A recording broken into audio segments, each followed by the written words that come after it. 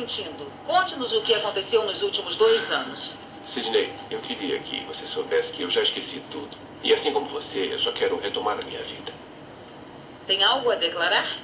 Desgraçada! Deixa isso pra lá, Sadie. Respira fundo. Sidney, divida conosco. Eu vou acabar com você! Para!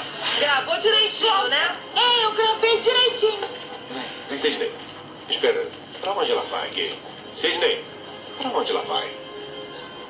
Gale, eu pensei que fosse uma entrevista oficial. O que aconteceu? Ela não sabia? Ai, irmão, foi horrível.